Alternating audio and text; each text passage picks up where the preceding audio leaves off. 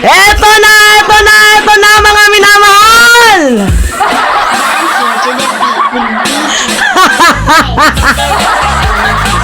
Meron na naman pong nag-iiyak! Meron na naman pong nagtantrums! At meron na naman pong nagsumbong! Bakit kaya ganon? Isayaw na lang muna natin yan! Hindi talaga, naluloka talaga ako! Anyway, magandang tanghali hapon sa inyong lahat mga minamahal. Ang tahong ni Sarah. Ang tahong ni Sarah. Eto na. Makinig kayo mga minamahal. Pasensya na ako, hindi ako naka-uniform. Madami kasing labahan. Tapos maulan pa. Alam nyo yan. Ramdam nyo yan, mga nasa Manila. At ramdam din namin yan dito sa Visayas. Lord, baka naman patigilin mo na yung ulan. Hindi, seryoso, kawawa. Alam nyo yung mga nandun sa Manila ngayon, nakikita ko, ang iba nasa bubong na po yung ulan. Grabe, nakakatakot. So mga minamahal, always keep safe po sa inyo Lagi nyong tatandaan, pinapag-pray ko po kayo. So, anyway, ito na, simulan na natin itong ating talakayan. Dito nga sa iyakin.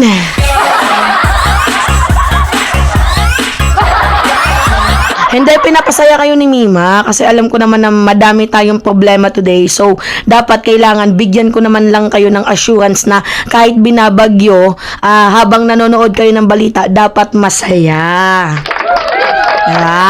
Baka Mima Alicia yan. Anyway, ito, basahin natin mga minamahal. Meron pong iyakin. Meron na naman pong nagtantrums. At meron na naman pong nagsumbong. Bakit gano'n naman po yung designated survivor ninyo? Akala ko ba designated survivor kuno? Hindi, sabi nila designated survivor daw. May designated survivor bang iyakin? Parang niloloko nyo kami So ngayon, paano nasabi nating iyakin? Eto guys, balita to Nagsumbong po itong si Vice President Sara Duterte nung tinanggalan po siya ng 75 security guard. Hindi nga kami nagreklamo sa 433 mo noon. Tapos yung nakaraang taon na 300 plus, hindi kami nagreklamo. Tapos ngayon, nabawasan ka lang ng 75? Ang dami mo ng ebas? Nagsumbong ka pa? Really? Gawain yan ng isang matinong VP? Na tila baga parang ang sisi niya, sige, pag lumaganap ulit yung crime rate, wag niyo akong babalikan tinanggalan niyo ako ng security. Parang ganun yung gusto niyang i-insist. As if naman meron kang nagawa.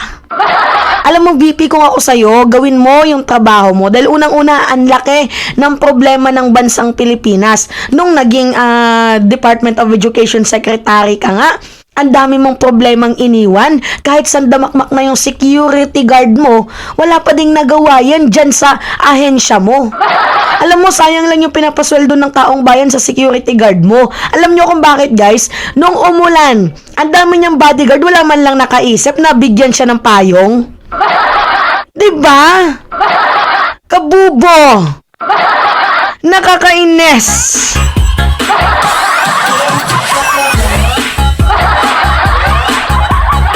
Anyway, ito, sige, basahin natin tong balita.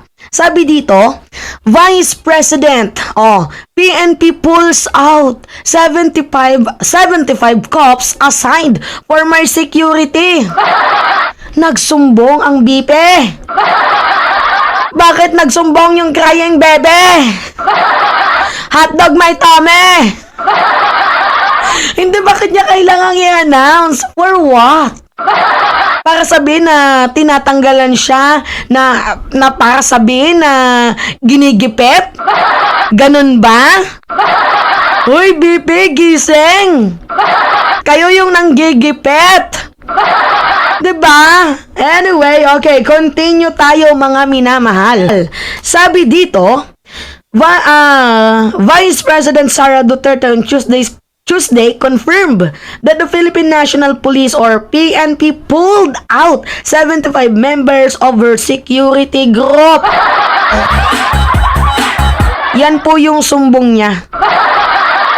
I confirm that on July 22, 2024, an order was issued by the Chief of the Philippine National Police relieving all of the 75 PNP police and security group personnel that were previously assigned for my protection.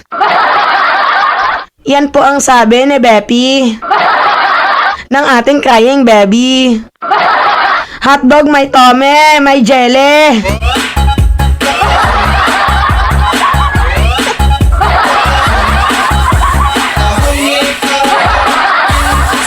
Yan po yung sumbong ng ating bebe.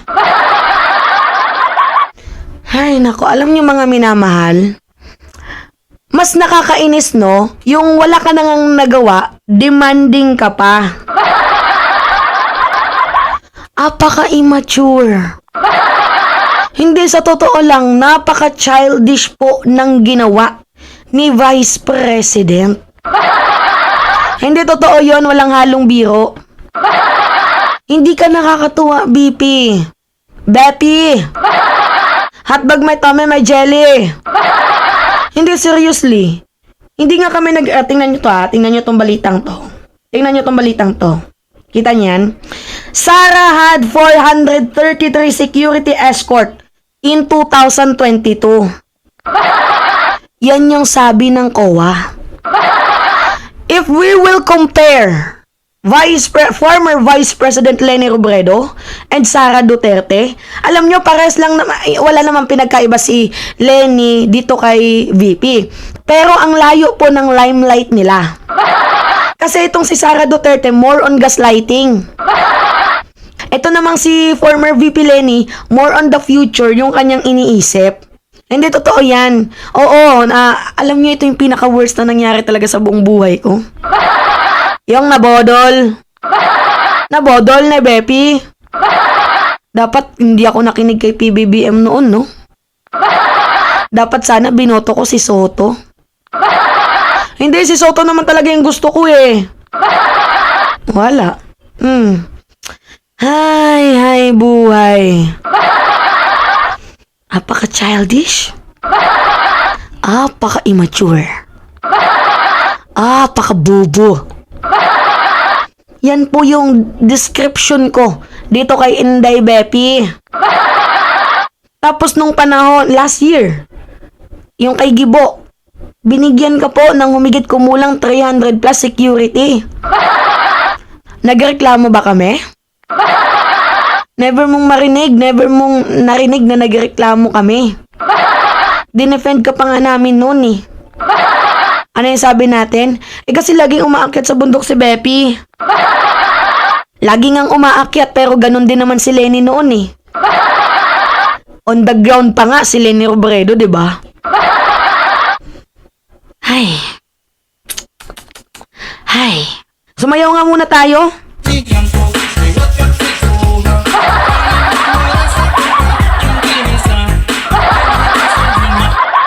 Nakaka-stress. Nakakainis. How immature. Kainis. Buisit. Diba? Ito yung kanyang statement. Basahin natin. Sumbungerang frog eh. I confirm that on July 22, 2024, an order was issued by the Chief of the Philippine National Police or PNP relieving all of the 75 PNP police and security group personnel that were previously assigned for my protection.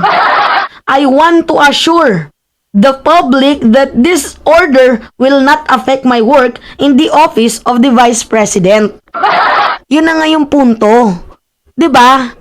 Hindi mo na kailangang i-announce kasi ikaw na din mismo yung nagsabi na itong pagtanggal ng security sa akin na hindi naman magkakaroon ng ill effect dito sa aking OVP, pero bakit mo pa din in-insist? Ba't mo pa din sinabi? Wala naman palang magiging problema. 'Di ba? So kuha niyo yung punto, mga minamahal. Ano yung punto? Pointless dito kay Sarah. Pinahiya mo na naman yung sarili mo. Grabe ka. Tuloy-tuloy pa rin ang ating trabaho upang makapaghatid tayo ng serbisyo, sa ating mga kababayan. Lalong-lalo na sa mga liblib o underserved communities sa ating bansa. Gulat naman ako doon. Nagulat ako. Sa sobrang gulat ko. Kakaloka. Parang sinisip ang presidente Kala mo naman merong nagawa ang mga SG niya sa kanya. Sayang lang pondo, puro naman din bobo yung mga nakapaligid sa kanya. Hindi nga guys, seryoso. Kasi biruin nyo nung umulan, wala man lang nakaisip na dalan siya ng payong. Wala man lang din nakaisip na pagsabihan siya na, oy, mag-ano tayo dito? Tawag dito, magsilong-silong muna tayo. Nagpaulan. Ganyan ba yung designated survivor ninyo? Iyakin? Kaloka? Parang ikamamatay niya yung nung tinanggalan siya ng security. Okay lang naman sana kung nagpa-function. Hindi mga minamahal. Wala sa akin problema kung nagpa-function. Sana. Kaso hindi naman Diba? So talagang nakakainis. Okay lang mag-demand. Okay lang magreklamo. Wala nang bago dyan. Pero yung magde-demand ka, tapos gagawa ka ng issue, papalakihin mo, itong mga small things na to, kaloka. Sabi dito, I hope, however, that with this latest directive of the Chief PNP, we hear less cries from the people regarding the proliferation of drugs in the country, and that even fewer shall fall victim to the various criminal activities. So, yung ini-insist nyo dito, tinanggalan nyo ako ng security guard pag tumaas yung crime rate sa bansang Pilipinas, wag nyo akong babalikan, Wag nyo akong sisisihin. Tinanggalan nyo ako ng SG. Ganon yung gusto niyang i-insist, Kaloka. Tigas din ng brains ni Madam. Ito yung balita. Panood ko muna sa inyo. Ito yung sabi niya. You've got the best deals on delicious May food. ads. Order now. Ang pulis na itinalaga sa Wait kanyang lang. opisina alinsunod Kinumpirma ni Vice President Sara Duterte na inalis sa kanyang opisina ang mga tauhan ng police at security group na itinalaga para sa kanyang proteksyon. Sabi ni Duterte, nirelieve o inalis ang lahat ng 75 pulis na itinalaga sa kanyang opisina alinsunod sa utos ng PNP Chief. Tiniyak ng Vice Presidente na hindi ito makakaapekto sa kanyang trabaho. Umaasa siyang ang direktibang ito ay magbibigay daan para masugpupang lalo ang paglaganap ng droga at krimen. Ayon naman kay PNP Chief Police General Romel Madil, nagbawas sila ng security personnel hindi lang sa opisina ni Vice President Sara Duterte, kundi maging sa mga retired general.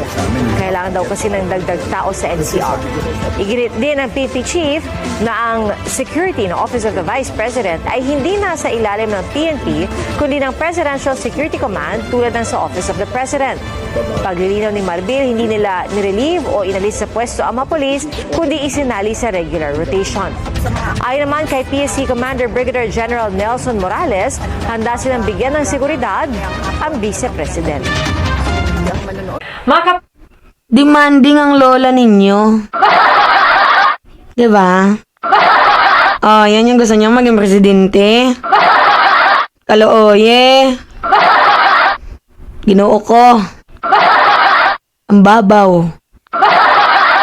Hindi nga, mga minamahal, seryoso. Diba? O, hindi ka naman daw pala tinanggalan eh. Hindi naman daw pala ni-relief. Hindi naman daw po lahat. Hindi lang naman daw po ikaw ang tinanggalan. Madami pa. Anong binubunganga mo dyan?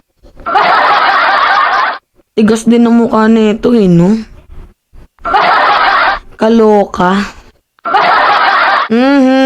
So, yun guys, yung balita.